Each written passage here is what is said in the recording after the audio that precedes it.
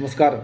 ഏകദേശം 1000-ഓളം വരുന്ന ഹമാസ് എന്ന സംഘടനയുടെ ഭീകരപ്രവർത്തകർ ഒക്ടോബർ 7, 2023 ഇസ്രയേലിൽ കടന്നുകയറി 36 കുട്ടികളെയും 376 ഇസ്രയേൽ സൈനികരടക്കം 1200-ഓളം പേരെയാണ് നിർദാക്ഷിണ്യം കൊലപ്പെടുത്തിയത്.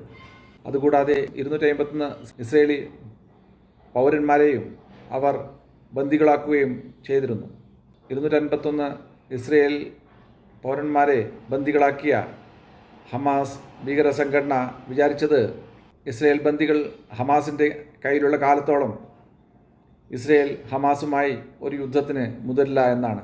അതിന് വിപരീതമായി ഇസ്രയേൽ ഹമാസ് എന്ന ഭീകര സംഘടനയെ ഗാസയിൽ നിന്നും പരിപൂർണമായി തുടച്ചു നീക്കും എന്ന് പ്രതിജ്ഞ എടുത്തു എന്ന് മാത്രമല്ല, കഴിഞ്ഞ 9 മാസക്കാലമായി ഇസ്രയേൽ ഹമാസിനെതിരെ ശക്തമായ യുദ്ധം നടത്തിക്കൊണ്ടിരിക്കുകയാണ്.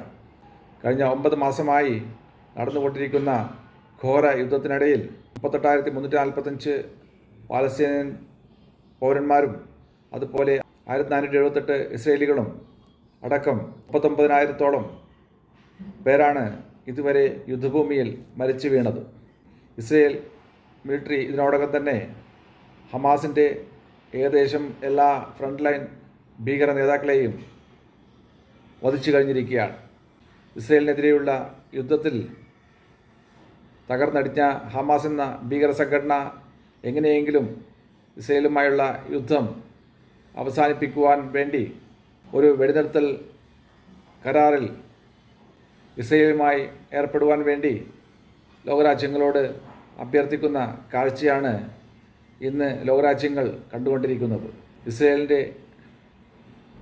ബദ്ധശത്രുവായ ഇറാൻ്റെ ഉപദേശം കേട്ടുകൊണ്ട് ഇസ്രയേലിനെ നിരുപാധികം ആക്രമിച്ച് 1200 പേരെ കൊലപ്പെടുത്തിയും 250 പേരെ ബന്ദികളാക്കിയ ഹമാസിനെ ഇപ്പോൾ ഇറാൻ്റെയോ അതുപോലെ മറ്റുള്ള മുസ്ലിം രാജ്യങ്ങളുടെയോ സൈനിക സഹായമില്ലാതെ ഇസ്രയേലുമായുള്ള യുദ്ധത്തിൽ തകർന്നടിഞ്ഞുകൊണ്ടിരിക്കുകയാണ്.